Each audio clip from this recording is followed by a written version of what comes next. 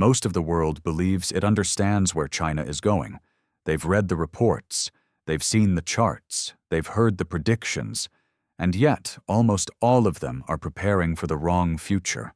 The mistake isn't in the data, it's in the assumptions behind it.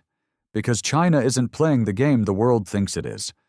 I realized this while speaking to people who don't appear in headlines: planners, educators, strategists, the ones working on timelines that don't end in 5 years, or even 10. What they described didn't match the collapse narratives, the slowdown stories, or the confrontation scenarios dominating Western analysis.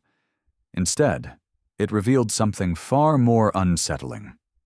China isn't racing the world, it's waiting for it. And once you see what they're actually optimizing for, patience, endurance, and inevitability, the future stops looking unpredictable and starts looking dangerously misunderstood. That's what this story is about, and why getting it wrong carries consequences most people haven't considered yet. There is a museum in Beijing that most foreign visitors never see. It sits on the western edge of the city, unremarkable from the outside, housing artifacts from the Warring States period, a brutal 3-century stretch when 7 kingdoms tore each other apart for supremacy. One kingdom, Qin, eventually unified them all, not because it was the wealthiest or the most cultured, but because it was the most patient. While rival states fought for immediate territorial gain, Qin spent generations building infrastructure, recruiting talent from defeated enemies, and slowly, methodically preparing for a war it would fight decades later. The museum's curator once told me that the lesson of that period is not about strength. It is about time preference. The state that could delay gratification the longest won everything. The state that needed victory today lost tomorrow. I think about that museum often now because the world is making the same mistake about China that those ancient kingdoms made about Qin. They are measuring the wrong variables. They are watching the wrong clock. When Western analysts look at China today, they see slowing growth, demographic decline, a real estate crisis, capital flight, and mounting debt. They see a system under stress, and they conclude that China is weakening, that its moment is passing, that the authoritarian model is finally hitting its limits. These observations are not wrong. They are incomplete. They measure China's present against the West's definition of success, quarterly earnings, electoral cycles, market confidence, the velocity of capital. But China is not optimizing for quarterly earnings. It is optimizing for something the West has largely forgotten how to value, which is civilizational endurance. This is not a romantic notion. It is a structural reality. When you govern a state that views itself not as a nation founded in 1776 or 1871, but as a continuous entity stretching back millennia, you make different calculations. You accept short-term pain that would be politically suicidal in a democracy because you are not governing towards the next election. You are governing towards the next century. I once sat in a conference room in Shenzhen with a group of urban planners. They were designing a new district in a second-tier city whose name most Americans would not recognize. The project timeline was 40 years, not 4 years. 40. They spoke about it as if this were normal, as if building something that would not be completed until the middle of the 21st century was simply how you approached infrastructure. One of them, a woman in her 30s, mentioned that she would likely retire before the project reached its final phase. She said this without disappointment. She said it the way you might describe planting a tree you will never sit under. This is the temporal bandwidth China operates within, and it is almost invisible to outside observers because it does not generate news. There is no headline that reads, "China continues 20-year plan on schedule." There is no market panic when a policy is implemented that will only show results in 2030. But this is where the misreading happens. The world watches China for signs of crisis because crisis is legible. Patience is not. The demographic story is the clearest example. Every report on China mentions the aging population, the shrinking workforce, the unsustainable pension system. These are real problems. But when I asked a researcher in Beijing how the government was responding, he did not talk about immigration or pro-natalist subsidies, the tools Western countries reach for. He talked about automation, robotics, artificial intelligence, and a deliberate strategy to decouple economic output from human labor.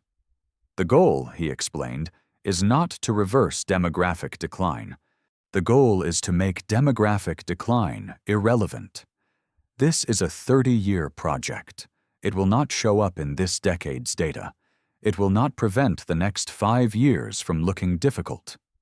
But it fundamentally changes the question. The West asks, how will China survive with fewer workers? China is asking, how do we build an economy that does not need workers the way it used to? These are not the same question.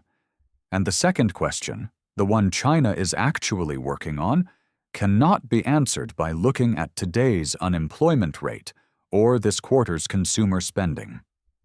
This brings us to the real estate crisis, which Western analysts treat as China's Lehman Brothers moment, the inevitable collapse of a debt-fueled bubble. And yes, the numbers are staggering. Local government financing vehicles are underwater. Property developers have defaulted. Entire housing projects sit unfinished. The system is clearly broken. But here is what gets missed. In the West, a financial crisis is existential because it is a crisis of confidence in private capital. Banks fail, investors flee, the whole structure can unravel. In China, the crisis is contained within a closed loop. The borrowers are state-affiliated entities. The lenders are state-owned banks. The regulator is the state. When a local government cannot repay its debt, there is no panic, no collapse. There is a quiet restructuring, a political negotiation, an order from Beijing to roll over the loan, extend the terms, accept the loss on the books. This is not capitalism. It is not efficient. It is enormously wasteful. But it is stable in a way that Western systems are not, because the feedback loops that would trigger collapse in a market economy simply do not exist. The state cannot default to itself. This does not mean there is no cost. The cost is hidden. It shows up as misallocated capital, as infrastructure that sits underutilized, as banks that carry bad loans indefinitely. It shows up as slower growth, lower productivity, and yes, frustrated citizens. But it doesn't show up as a crash. And because it doesn't crash, the system persists. It persists long enough to adapt, to shift strategy, to move resources toward whatever the next priority is. This is the trade-off. The West optimizes for efficiency and accepts fragility. China optimizes for resilience and accepts waste. Each system looks insane to the other. But only one of them is optimized for survival over speed. I once asked a former government official in Shanghai why the state allowed so many failed infrastructure projects, so many ghost cities, so much obvious misallocation. He looked at me as if I had asked why a tree grows branches that never bear fruit. "Not every experiment works," he said, "but you cannot know which one will work unless you try many." He was describing a logic that does not exist in market economies, where failure is punished immediately by shareholders, by voters, by the media. In China, failure is expensive but permissible as long as it serves a longer learning curve. The ghost cities everyone mocks as evidence of dysfunction are also evidence of state capacity. The ability to build entire urban environments in anticipation of future demand, even if that demand arrives a decade late or never arrives at all. The West sees waste. China sees optionality. And that difference in interpretation is itself a form of misreading. Now consider technology. The Western narrative is that China steals innovation, that it copies but cannot create, that its tech sector is fragile because it depends on access to foreign chips, foreign software, foreign markets. There is truth here. China does face severe constraints. The semiconductor sanctions have hurt. The loss of access to cutting-edge manufacturing tools is real. But the response to these constraints reveals something the West consistently underestimates, which is the willingness to endure short-term regression in exchange for long-term autonomy. When the United States cut off China's access to advanced chips, the immediate impact was significant. Chinese tech companies scrambled, some projects stalled, but within 2 years, Chinese firms had begun producing chips that, while not as advanced as the best American or Taiwanese models, were functional enough for most applications. They were not trying to match the cutting edge. They were trying to create a floor below which they could not fall, a baseline of self-sufficiency that would allow them to survive indefinitely, even if the West never sold them another chip. This is the strategy of dual circulation, the policy framework that most Western analysts dismiss as propaganda. The idea is simple.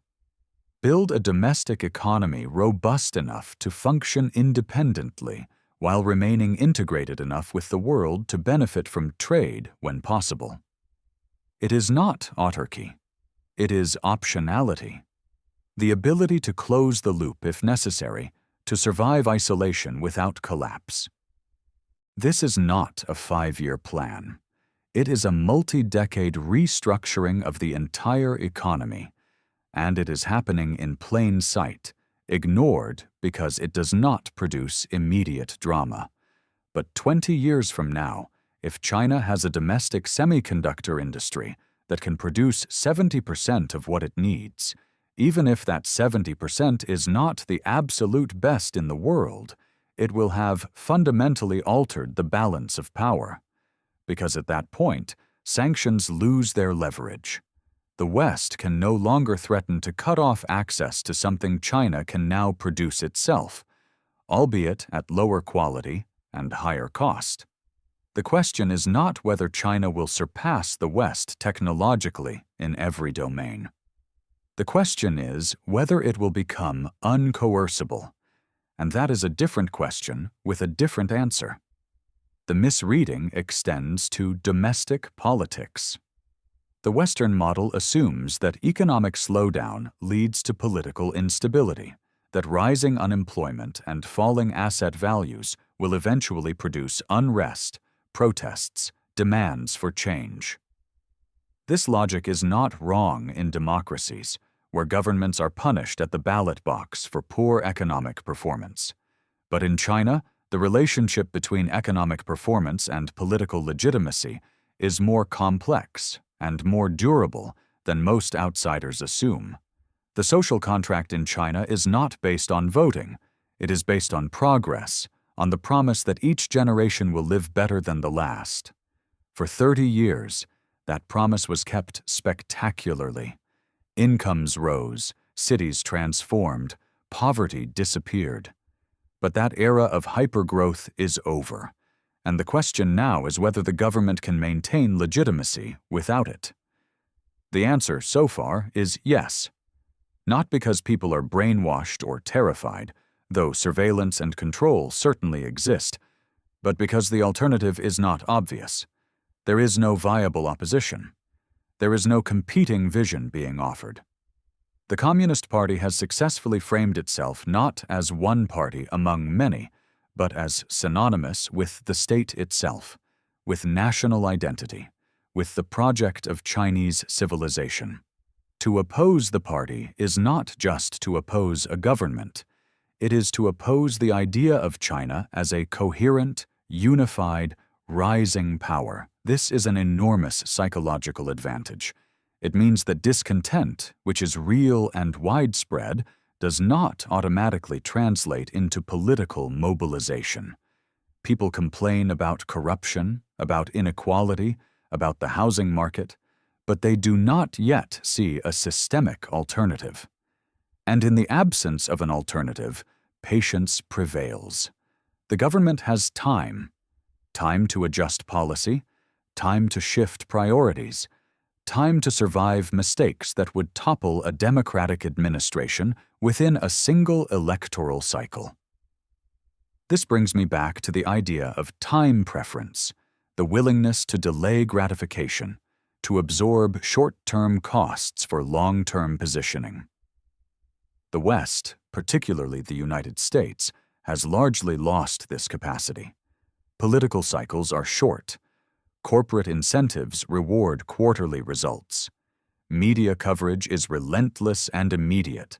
Everything is optimized for now, for this year, for the next election. China, by contrast, still operates with a longer horizon, not because its people are inherently more patient, but because its political structure insulates decision-makers from the immediate pressures that force short-term thinking. This is not an endorsement. It is an observation. Authoritarian systems can make long-term bets that democracies cannot, and sometimes those bets pay off. The Belt and Road Initiative is the clearest example. It is a multi-trillion-dollar infrastructure project spanning 70 countries, most of which will not be completed for another 2 decades. Many of the projects are money-losing. Some are strategic disasters. But a few will succeed. And those few will give China leverage, access, and influence in regions where the West has no equivalent presence. The West looks at the failures, the debt traps, the backlash, and concludes that Belt and Road is collapsing.